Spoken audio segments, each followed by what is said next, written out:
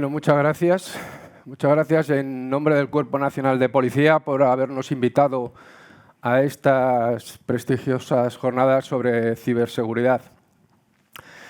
También me gustaría, como ciudadano, dar las gracias al Centro Criptológico Nacional y al Centro Nacional de Inteligencia por la labor que realizan para la seguridad en nuestro país.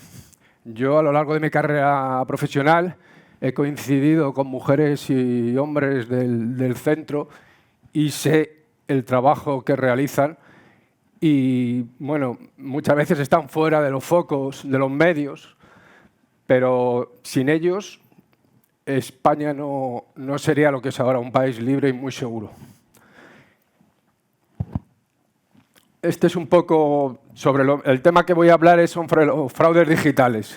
Don Fernando lo ha tocado también, pero bueno, yo voy a incidir un poco más por los fraudes más comunes, cómo está la situación actual, cómo el paradigma de la delincuencia está cambiando, además, y según los datos que también se han expuesto, está aumentando exponencialmente, algo que no ha ocurrido con ninguna tipología delictiva en nuestro país en los últimos años.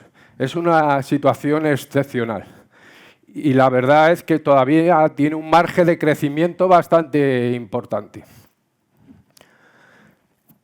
La idea que teníamos de hace unos pocos años sobre los delincuentes, no sé si se acuerdan de las películas que había a principios de los 90, de los 80, que salían chavales desde su casa intentando vulnerar y saltarse las barreras que determinadas instituciones, empresas tenían.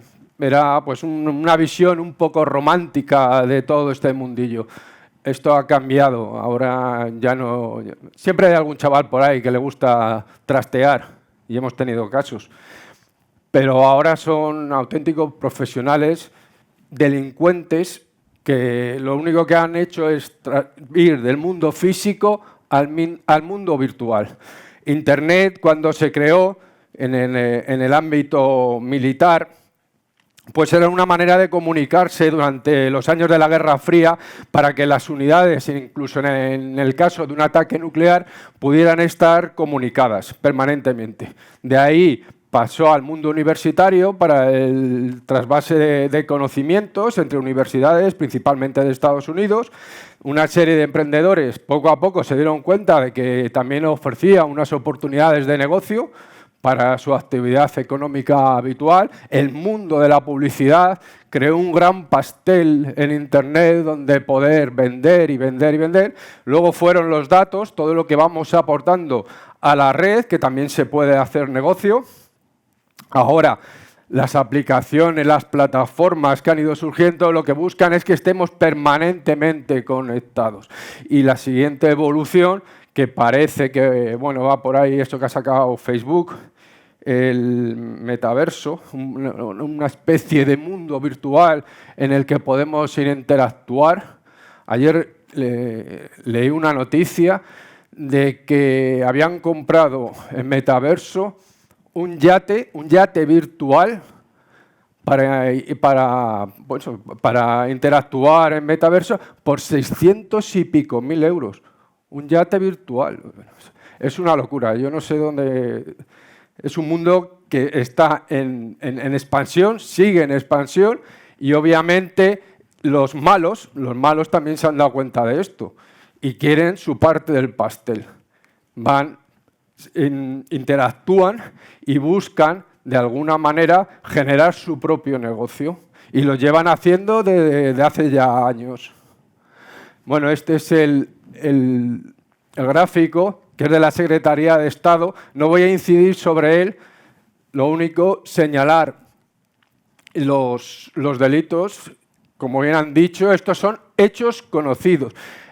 Denuncias presentadas en dependencias policiales, Mossos d'Esquadra, Ertzaintza, Policía Foral, Navarra, algunas policías locales, Guardia Civil y Cuerpo Nacional de Policía, teniendo en cuenta que el Cuerpo Nacional de Policía da servicio directo en núcleos urbanos a cerca del 55% de la población, con lo cual la mayoría de esas denuncias nos corresponden a nosotros. Como ven, el incremento en estos años, estamos hablando de cifras que superan el 25% de incremento anual. En 4 años se duplica el número de hechos desconocidos. Es algo, como he dicho anteriormente, que yo no he conocido en mis 30 años casi en la policía. Y de ese incremento, el 90% son fraudes informáticos, delitos contra el patrimonio. Hay que tener en cuenta, por ejemplo, que en España, en los primeros años del 2000, cuando empezaron a introducirse en nuestro país organizaciones criminales violentas de Sudamérica, de Europa del Este, había unos 400 y pico, 500 y poco homicidios al año. El año pasado en España hubo 333. Este año seguramente la tasa sea aún menor. En el 98, en Madrid, se produjeron 198 atracos a bancos. Ahora hay meses que no hay ninguno. La inmensa mayoría de los delitos tienen, a lo largo de estos 15 o 20 últimos años, tienen dientes de sierra, de subidas y bajadas, pero más o menos la tendencia es a la baja, principalmente los delitos más violentos. Ha habido años, por ejemplo, cuando han entrado en nuestro país determinadas organizaciones criminales que estaban especializadas en robos en domicilios, pues que teníamos un incremento a lo mejor anual del 12, del 13%, un par de años, pero luego se establecían unas medidas preventivas y poco a poco iban bajando. En este caso, no. Sigue aumentando y el problema es que todavía tiene margen de crecimiento. Esta es una comparativa del 19-2020 con las peculiaridades que hemos tenido estos últimos años con la pandemia, pero bueno, el incremento sigue siendo muy importante. El acceso a Internet ya casi lo tiene el 100% de la población, pero, por ejemplo, el comercio electrónico todavía tiene un amplio margen de crecimiento. Y cuanto más margen de crecimiento y cuanto más personas accedan al comercio electrónico, el número de delitos se va a incrementar.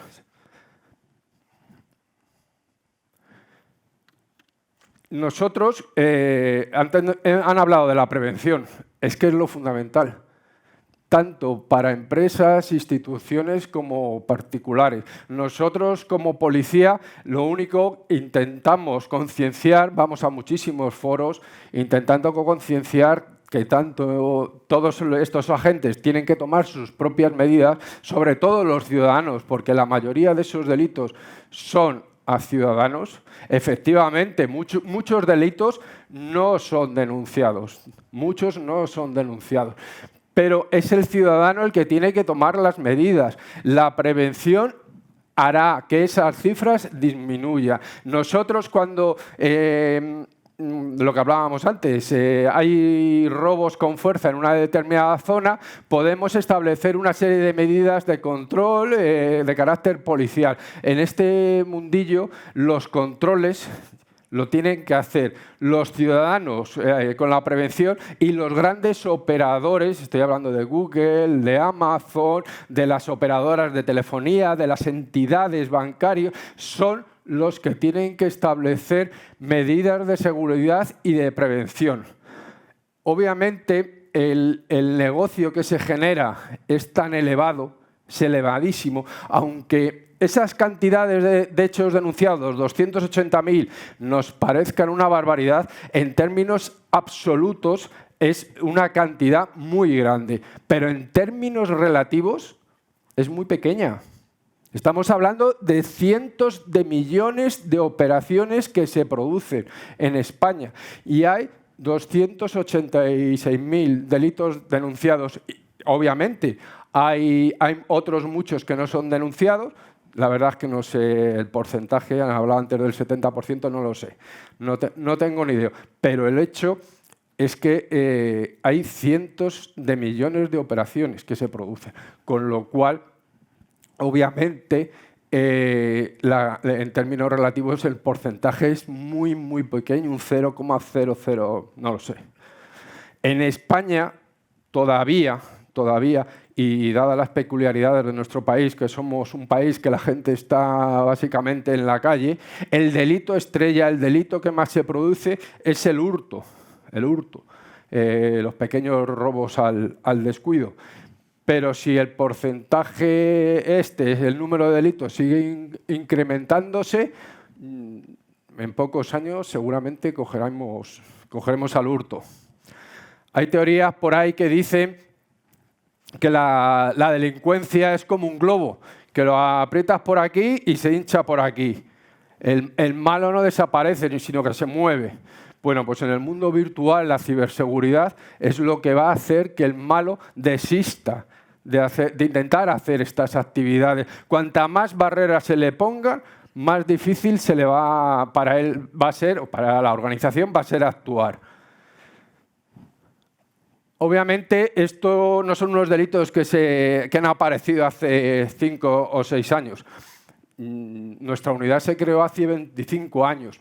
El convenio de Budapest es una serie de países, principalmente del Consejo de Europa, aunque también participaron Canadá, Japón y China como observadores, se dieron cuenta de que el paradigma de la delincuencia estaba cambiando, se estaba focalizando en el mundo digital y bueno, pues intentaron ponerse de acuerdo para establecer unas normas comunes, unos canales de comunicación, de colaboración entre países para luchar contra esta nueva tipología delictiva. Se crearon una serie como tipologías de delitos, por un lado, y nosotros, nuestra unidad central, seguimos un poco este esquema. Por un lado tenemos todo lo que hace referencia a los ataques informáticos, ya sea para extraer información o para pedir un rescate a través del ransomware. Es un delito que se está multiplicando, es un delito que tiene muchos adeptos en la red, en la Deep Web, como también se ha hecho mención, el Crime as a Service. Hay organizaciones que se ofrecen con el software adecuado para realizar estos ataques. Este es un delito que es muy difícil buscar la trazabilidad. Se hace y en muchas ocasiones llegamos a puntos, a países, a zonas del globo, pero bueno, a partir de ahí, luego ya hablaré de ese tema, las cosas empiezan a empeorar. Luego tenemos, por otro lado, todos los delitos relativos contra las personas o de carácter sexual más que nada para luego un delito posterior que puede ser phishing, engañar, sobre todo a menores. Hay que tener en cuenta que, en mi caso, obviamente, yo no soy un nativo digital. La gente joven son nativos digitales, pero no por ello creamos que están más preparados para evitar estos delitos. Todo lo contrario. No lo están. Se cometen muchas ingenuidades y muchos de los delitos es por la falta. Efectivamente, son consumidores de redes sociales, pero son engañados, igual que puede ser engañado cualquiera de nosotros al realizar una operación comercial. Bueno, pues por un lado tenemos también esos delitos, la pornografía infantil, que tiene un volumen. Es que es incalculable lo que hay de pornografía infantil. En España, no en todos los países, está penado tanto la posesión, la producción como la distribución. Y es un delito que se da muchísimo. El ciberbullying, el sexting, los delitos de odio. Esos son también delitos que se cometen a través de la red, teniendo en cuenta que la suplantación de identidad digital, alguien que se haga pasar por nosotros en la red, en una red social, por ejemplo, eso no es un delito.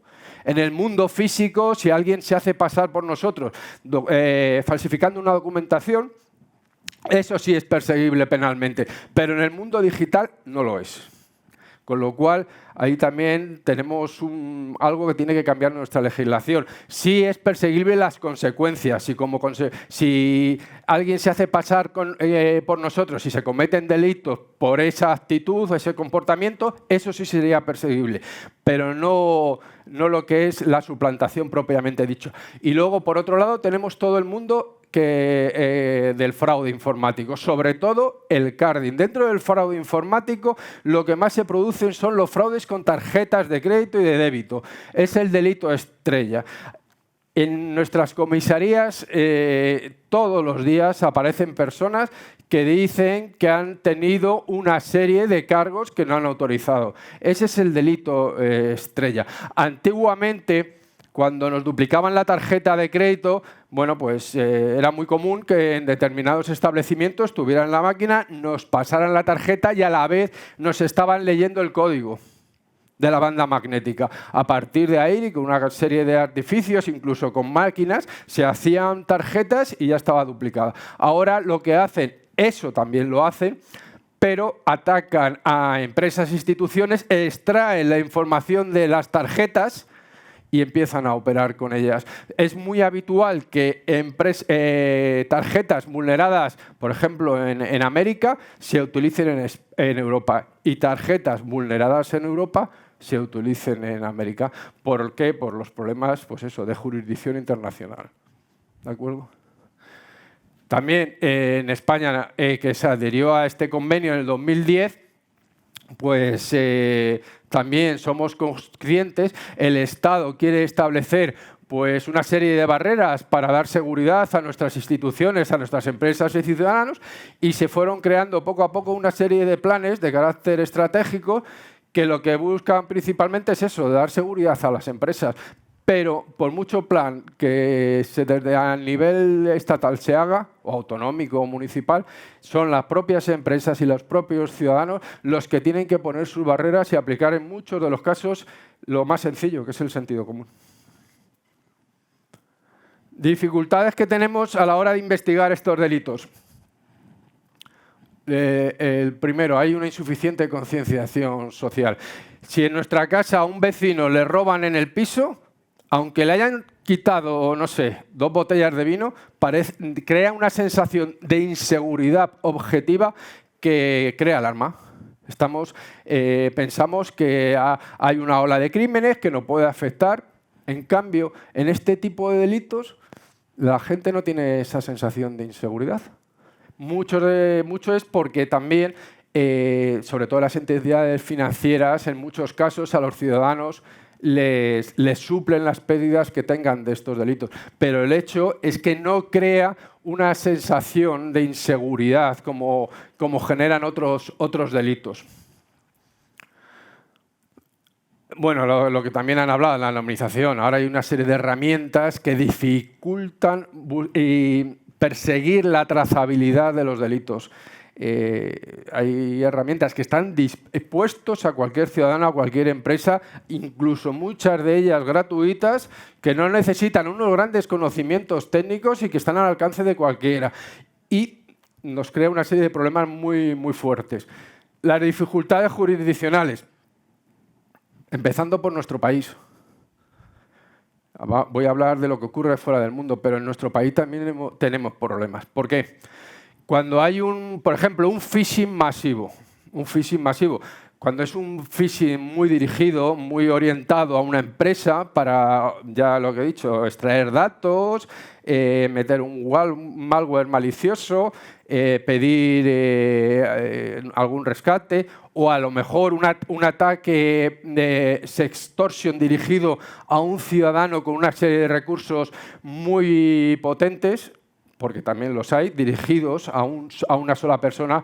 Bueno, pues eso es más sencillo de judicializar, porque la víctima es una o muy pocas. Pero estamos hablando de phishing masivo, por ejemplo. Un phishing masivo son enviar miles de correos a personas para que hagan disposiciones patrimoniales. A lo mejor de esos 20.000 o 30.000, solo hay 300 personas o 200 personas que efectivamente ha sido objeto del fraude. Pero esas 200 personas, si nosotros como policía podemos establecer una serie de patrones que nos indican que eso ha sido realizado por una única organización o un único individuo, lo intentamos judicializar en un órgano, en un solo órgano judicial. ¿Qué ocurre? Si le llevamos un asunto con 200, 300, 400 víctimas, eso puede bloquear a un juzgado. Puede bloquear a un juzgado. Además, como son delitos que en muchos de los casos tienen una penalidad muy escasa, a la hora de requerir medidas invasivas, a lo mejor para investigar una organización de este tipo necesitamos observaciones de las comunicaciones. Bueno, pues eso son medidas invasivas que los jueces y la ley establece que a lo mejor ese tipo de medidas pues, no se deben aplicar en estos delitos. ¿De acuerdo? Y ya no hablemos en el caso de organizaciones que nos atacan, que cometen fraude desde otros países. Una cosa es el mundo occidental, principalmente la Unión Europea, que, bueno, más o menos lento, pero se van haciendo cosas, hay coordinación entre órganos judiciales, entre operadores de seguridad, pero hay otra serie de países que no son nada colaboradores.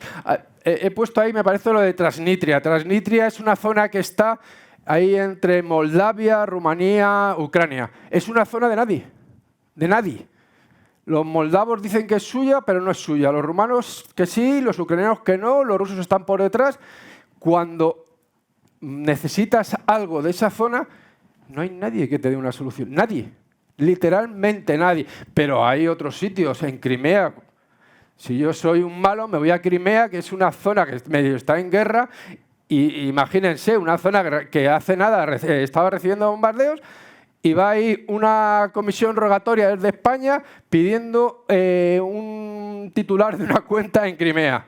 Bueno, se ríen de nosotros. Y ya no quiero hablar de lo que está ocurriendo con África Occidental. Muchos de los fraudes que se cometen, muchísimos de los fraudes que se cometen, el flujo de dinero fruto de ese delito, sabemos, y vamos, lo tenemos claro, incluso físicamente se están llevando tarjetas donde en cuentas corrientes que abren aquí, que reciben fraude de toda Europa y de todo el mundo, cogen esa tarjeta, la mandan a países de África Occidental y sacan el dinero en cajeros, literalmente. Y otras veces son transferencias directas. Bueno, pues en estos países tampoco colaboran. Y sabemos que las organizaciones están allí. Están allí. Aquí hemos hecho operaciones con 40, 50, 60 detenidos, pero nos falta la cabeza y la cabeza no está aquí. Está en esos países. Eso es un problema muy, muy, muy grave que tenemos. La red tiene pocas medidas de seguridad. De igual manera que para abrir un comercio físico en la calle necesitas una serie de autorizaciones de carácter administrativo, autonómico, municipal, estatal. Para abrir una página web no se necesita casi nada. Es muy fácil. Cualquiera lo puede hacer. Y obviamente eso nos da una serie de ventajas. Internet lo que realmente nos da es ventajas, pero para el que quiera hacer el mal también le da muchas ventajas. Por eso es muy importante aplicar el sentido común cuando nos movemos en la red, aparte de las medidas, por supuesto, de ciberseguridad. Aquí hago un poco mención cuáles son los delitos que más habitualmente se están denunciando. El carding, lo que hemos hablado de las tarjetas. El skimming, esto es una modalidad que se llevaba a cabo hace 10 años había mucho, y es la manipulación física de los cajeros, tanto de los teclados como de las bocas de extracción. Está volviendo. Además, ahora utilizan un software que bloquea el expendedor de billetes, los deja varados en una zona, pero luego los escupe. Este sistema está volviendo. El black box es esto, y el jackpotting es utilizan una serie de herramientas para acceder al cajero. Bueno, ese es un poco diferente. El SIM swapping, el clonado de las tarjetas SIM. esto es un grave problema, porque hay personas que van a las tiendas de las plataformas telefónicas haciéndose pasar. Obviamente hacen un trabajo previo, hacen algo de ingeniería social sobre la víctima que han elegido. Se presentan en estas tiendas, confeccionan una denuncia falsa y dicen que necesitan otra tarjeta SIM. Las compañías se los están dando. Se los están dando. Y de repente te das cuenta que tu teléfono no funciona, que está pasando algo. Una vez que tu teléfono no funciona, si te han hecho una información previa a través de ingeniería social y tienen acceso a tu teléfono, estás vendido. Estás vendido. Hay que tener mucho cuidado. En cuanto el teléfono no funciona, hay que intentar ponerse con el operador a ver qué está pasando. Este delito está ayudando a las organizaciones a cometer otros. Todas las estafas, por ejemplo, si yo pido un crédito online, si tengo acceso al teléfono del que pide el crédito, es muy sencillo hacerlo. Las webs online falsas, las fake webs, eso también está a la orden del día. Ahora en estas Navidades se van a crear. Son webs que se crean para ofrecer una serie de productos, normalmente de carácter tecnológico, a un precio atractivo, pero olvidemos los chollos hace años, productos que había rebajas del 80%, eso ya no existe. Ahora ya son más listos y hacen productos atractivos. Obviamente le ponen un buen precio, pero ya no es esa locura que la gente entraba a saco porque la gente ya no picamos en precios que no pueden ser. Pero se están creando, se crean, funcionan, se cierran, vuelven a abrir a otras. Funcionan, engañan a 100, 200, 300 personas, vuelven a abrir a otras. Y eso está pasando a diario. Hay muchísimas. Inversiones online fraudulentas. Ustedes saben que ahora, aunque la inflación está subiendo, no hay productos financieros lo suficientemente atractivos para que la gente sus ahorros los quiera invertir y le saque un rendimiento. ¿Qué ocurre? Bueno, pues empezamos a investigar por Internet y llegamos a una plataforma que de repente nos ofrece un 25% de interés. Y dice, bueno, ¿esto qué es? Esto es un chollo. Bueno, pues detrás no hay nada. Detrás no hay nada en muchos casos. Hay que tener también mucho cuidado, leer la letra pequeña, opinión. Hay que tener cuidado. Nadie da duros a pesetas. Bueno, ya eso suena muy antiguo. Las plataformas en criptovalores. Es un delito que se está multiplicando, especialmente entre la gente joven, que es donde más se arriesga. Son activos muy volátiles, que generan altos rendimientos, pero también altas pérdidas. Hay una serie de plataformas exchange que normalmente están fuera de nuestro país, que ofrecen la creación de monederos para invertir. Bueno, esas son plataformas perfectamente legales. Además, la mayoría de ellas les interesa colaborar porque se quieren hacer un nombre en ese sector y necesitan que no sean utilizadas para cometer delitos.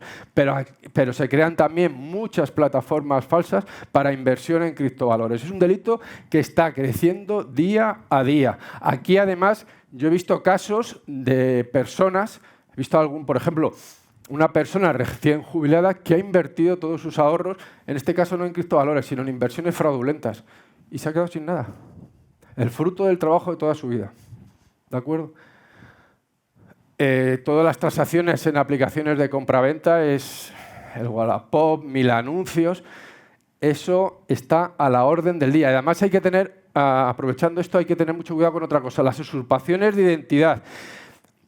Cuando realizamos una compra en Internet, incluso en estas aplicaciones, tanto la parte vendedora como el comprador a veces piden una fotografía para confirmar del DNI. No hay que poner las fotografías por ahí. Nos suplantan la identidad. Si nosotros metemos nuestra fotografía del DNI en la red, ya estamos vendidos. Cualquier editor de textos o de Photoshop lo va a manipular y alguien empieza a funcionar con tu identidad. Ahí ahora mismo tenemos un problema muy grande de suplantaciones de identidad. Se pueden abrir cuentas corrientes online, solo presentando online, escaneando tu DNI. hay bancos que tienen una serie de aplicaciones, unos algoritmos para detectar si la fotografía no corresponde. No funcionan bien, porque yo he visto un algoritmo, por ejemplo, que presentas una fotografía de un DNI con una máscara no la de Superman, ¿no? Pero de estas máscaras que asemejan a una persona. El banco te exige, aparte de esa fotografía, te exige que hables en un vídeo, pero si te pones la máscara, la aplicación dice que la persona del DNI es la persona del vídeo, incluso aunque lleve una máscara. Con lo cual, todavía no, me imagino ser una tecnología que poco a poco irá mejorando, pero a día de hoy no existe. Ya no les quiero hablar de los deepfake, de los bustos parlantes, que no sé si han visto el anuncio de Lola Flores diciendo que en una marca de cerveza. Bueno, pues dentro de nada seguramente aparecerán en la red haciéndose pasar por otras personas y diciendo, imagínense, un presidente de un club muy famoso, todos tenemos en mente cuál, por ejemplo, que diga que ha invertido en tal sitio y que es un chollo y que se gana mucho dinero. Ahora mismo lo están haciendo con fotografías, pero cuando salga un busto parlante, y la tecnología va a llegar a ese momento. Fraude del CEO, el fraude de la factura, esto es muy típico de empresas y sigue pasando continuamente. Y son unas cantidades de dinero tremendas. Yo no soy quien para aconsejar, pero las empresas tienen que establecer procedimientos, protocolos, porque es que muchos de estos fraudes con una simple llamada telefónica se solventarían. Yo no digo que, obviamente, y se repite mucho, el eslabón más débil de la cadena es el ser humano. Pero si establecemos una serie de normas, de procedimientos internos en las empresas, se pueden evitar mucho de estos fraudes. Porque también se están generando graves problemas en empresas de personas, empleados que han caído, que no han sido suficientemente avispados para darse cuenta de que había un fraude detrás y, bueno, se generan también problemas de índole personal muy importantes. El Love Scan, esto es el típico soldado americano que dice que está en Irak, que tiene mucho dinero, que lo quiere sacar del país, ha mantenido una relación virtual con otra persona durante mucho tiempo y en un momento dado necesita que le haga un trasvase de fondos para poder, a su vez, él sacar el dinero y mandarlo a Europa. Bueno, esto es muy típico y se está dando muchísimo. El fraude telefónico, fraude a través de llamadas, el fraude de la factura. Y bueno, hay muchísimos que se están dando todos los días. Estas son las técnicas de ingeniería social que más habitualmente se están empleando para realizar información previa para luego realizar un ataque o un fraude a cualquier ciudadano. Son técnicas que nos invitan de alguna mediante engaño a revelar información de carácter privado que les pueden servir para realizar cualquier tipo de fraude. A través de las fuentes abiertas. Hay gente que en las fuentes abiertas pone de todo. El baiting, esto es realmente ofreciendo una serie de regalos y lo que te están haciendo es que piques para extraerte información, los mensajes de spam de toda la vida, los phishing ya mucho más dirigidos hacia unos objetivos concretos como les he comentado antes. Bueno, en definitiva, y ya no me enrollo más porque llega mi tiempo. Es un delito los fraudes informáticos que siguen en aumento, que tiene margen de subida y margen importante, pero que si todos en nuestro ámbito aplicamos el sentido común, establecemos medidas de seguridad, protocolos fijos y que esto seguro que va a ayudarnos a disminuir este tipo de tipología delictiva que con el tiempo determinadas organizaciones seguro que la van a utilizar para otros medios. Estoy hablando, por ejemplo, de organizaciones terroristas que se han financiado con el tráfico de drogas. En cualquier día empiezan a financiarse también a través de este sistema. Muchas gracias. Es todo.